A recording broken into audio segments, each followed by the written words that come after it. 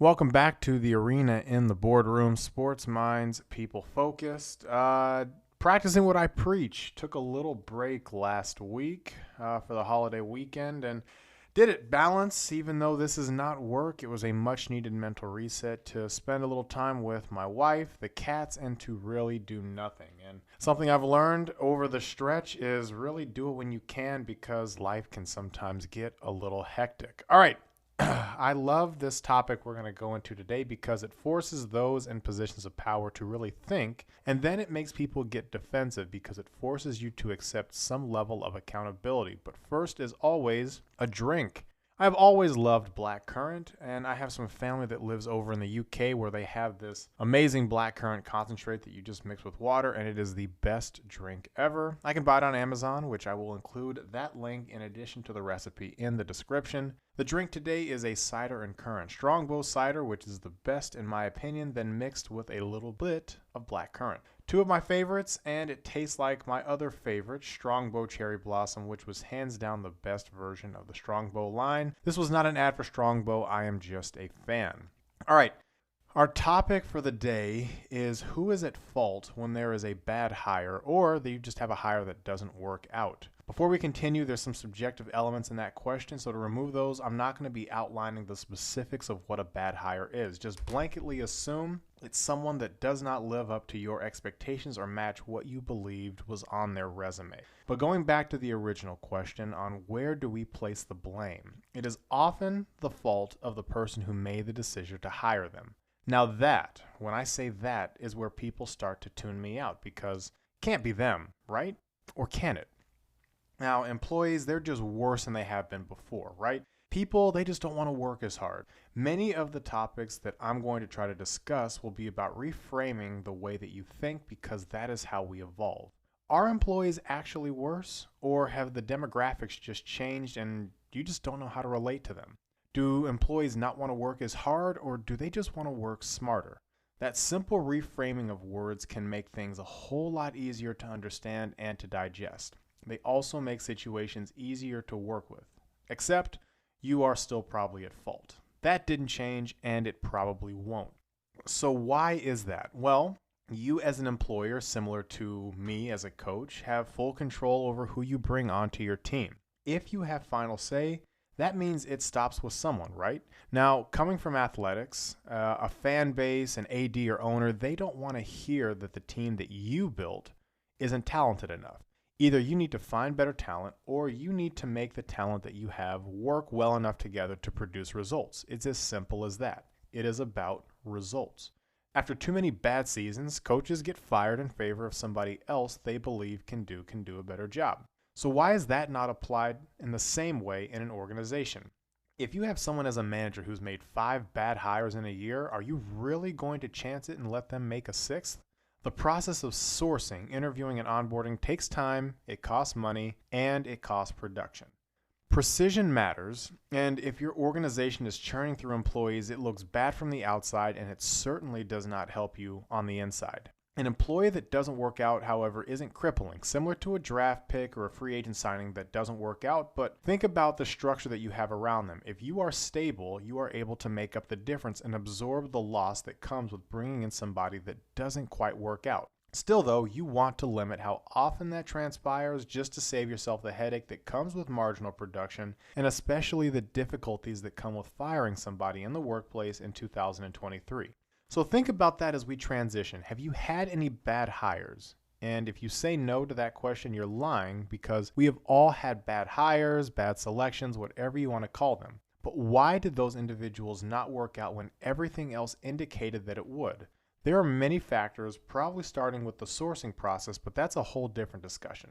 Employees often fail in the workplace due to it just not being a good fit, which again puts the importance back on what takes place long before anyone actually ends up with a job.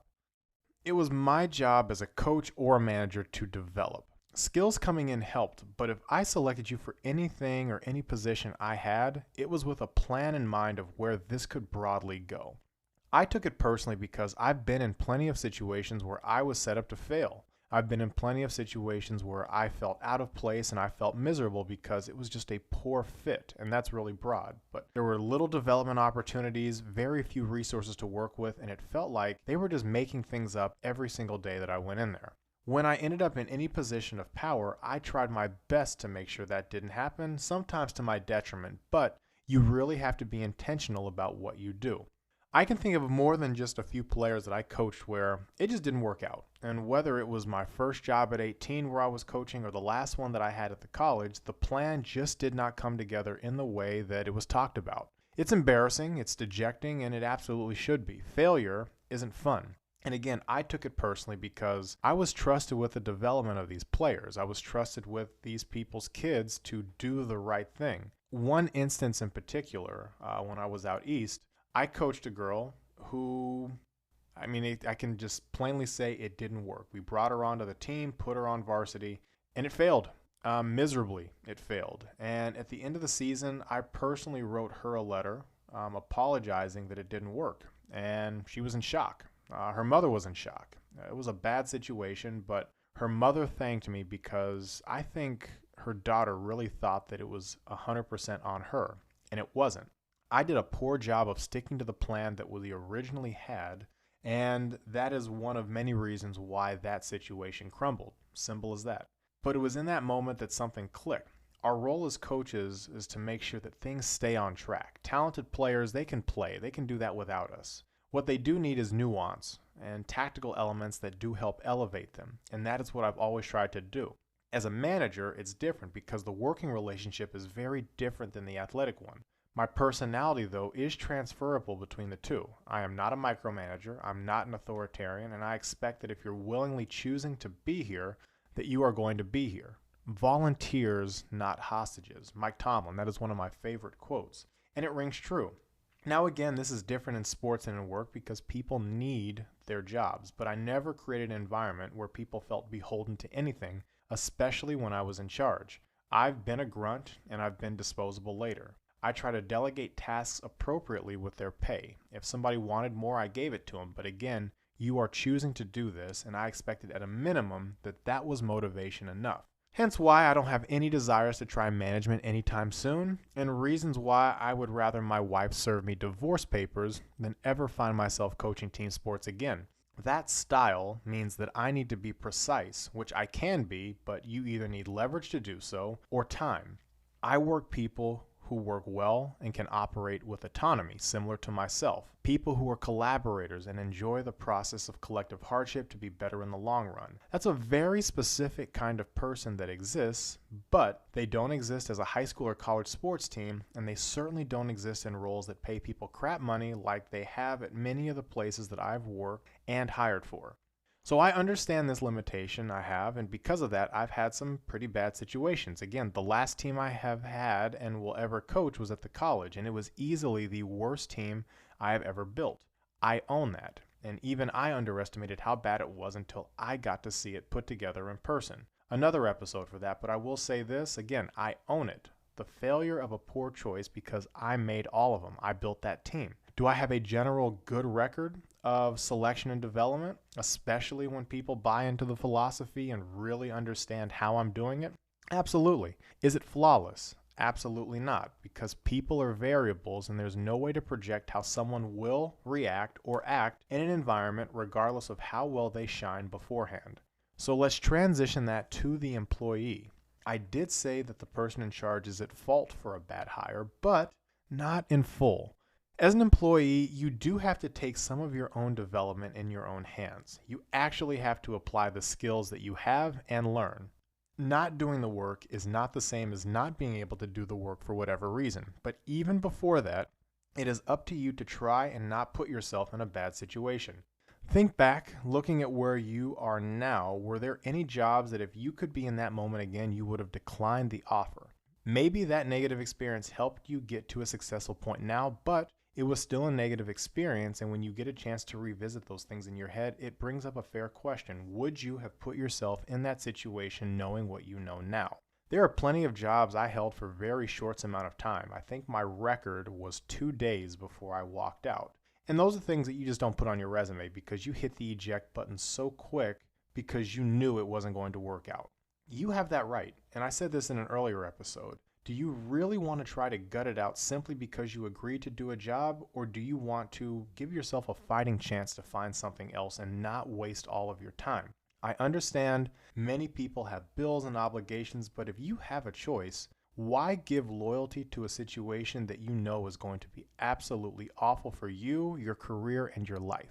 If you have options during your search and you feel confident, do not settle, especially if you do not have to. The job search process is miserable. Working in a job that is miserable is unbearable. Again, this is if you can avoid it, definitely avoid it. See the warning signs. Don't be fooled by their want of you disguising their need for you. If both match up, that's great, but don't find yourself in a bad spot because you made a hasty decision with your employment, because it can be life-altering and you will have to then accept some blame for the situation you created for yourself. Companies and organizations, it probably comes across that I'm anti-management. Not the case, but again, you are in full control over your personnel. You shape the culture, you shape the environment, and you create the circumstances that exist. If you promote a culture where people come in, grow, develop, and move internally, you will likely have people that fit that mold and continue to make the cut. If you have an environment that is cutthroat, competitive, and feeds off production, you need the right people that are able to coexist within it. No industry is the same, no company is the same. The generic template of hiring just does not work if you are trying to create anything sustainable. A big issue right now is short-staffed environments. Remember, need, fit, or best available. When you are short-staffed, you are likely filling purely based off of need. You're probably not paying great, and you're at the mercy of needing a body, which again goes back to company culture. Could you pay more competitively or even above market to ensure quality of service or product? Nah, that'd be too easy, right? Instead, you're going to continue to make good money as a company, keep it, and keep your systems the same. So in saying that, you earn your circumstances, and all the problems that you have as it relates to hiring are yours. As an organization, you owe it to yourselves to put a high premium on human capital. Employees are literally doing all of your work, from the lowest level all the way up to the highest. It's the literal concept of a team, and teams require balance. They require diverse skill sets and minds, and they require precision when being built. Well, Brandon, do you have a solution for us? I do not, but what I will say is this: own the process. So many times I've had conversations with other coaches and all they did was gripe about what their team couldn't do. Your job is to either teach them or work around their deficiencies. No different than a manager. If you're building the team, do one of the two. Coaches love to say we don't make excuses, all while making a ton of excuses for why things didn't work out. And no one wants to hear it. And they certainly won't want to hear it as they have you clean out your office after they fired you. Own the process of personnel.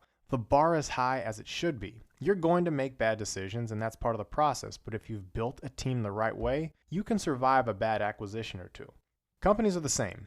Pinning the blame on the employee is a very lazy choice. Change your hiring process or change the people doing the hiring. I'm currently part of an executive search right now, and I am convinced that these morons are going to screw it up. Seriously, these people are the height of incompetence. Note, this is not my current employer, this is for a different project, but let me give you a scope. They have had the executive director position in their organization since 2019. It is currently 2023, and they are hiring their third one. Absolutely ridiculous. But I am here and I am attempting to help, at least until I sat in on the first search meeting. No accountability, no desire to think critically on their search. They just delegated it to a consultant with a bunch of broad parameters and more or less asked for the opposite of what just failed for them, which was the opposite of what had failed for them right before. They're acting like geniuses, and I say that very much sarcastically. Seriously, I can't wait for this to be over because I am not going to stick around long enough to watch it fail, because when you've got a structure like that set up, it is going to fail. I say that because there's no responsibility being taken. Think about it. If you're at the highest position in the organization, which the board would be for many nonprofits, you've had 2 people resign in less than 4 years, and that means that as a governing body, you are likely doing something very wrong. I asked the question at the beginning, why would anybody want to work for this organization? Because based on what I know in the short time I've been here and what I've seen in the short time I've been here, it would be career suicide. And there was an awkward pause and some scrunched up faces that how dare you say that to us? But it's the truth. Like, think about it. And as you think about a situation like that, if you were interviewing for a job where in 4 years you're going to be the third person taking that role, what's the issue here? Do you want that job? I mean, again, not to completely backtrack, but I don't know if I would have taken the job at the college knowing what I know now, knowing how unstable it was, and knowing my perceptions going in. These things really affect your careers, and it takes people having some awareness to understand that, hey, we need to be more intentional about this. We might need to fix ourselves because one person is not going to overcome all of our dysfunction. But having that level of self-awareness, especially in 2023, is asking a lot of people. But anyway, moving on. I don't think they care, and I can only care so much because at the end of the day, they're going to be the ones that make the final decision, even though I am helping in proxy with it. I'm not going to fight them. I'm not going to push back because at the end of the day, they got to saddle with it, right? And it's going to be up to them to make it work. Will they? Doubt it, but so is life. We move on. All right. To close things out, I want to bring it home. Obviously, pinning the blame on a single entity for a situation is not working out is not a good practice, but we do have to take some ownership of it. Listen to a press conference after any game. Coaches and players share credit, they share blame. Nothing can be done without the collective, but if everyone owns their share of what went wrong, it's easier to fix it going forward. All right, see ya. I'm out.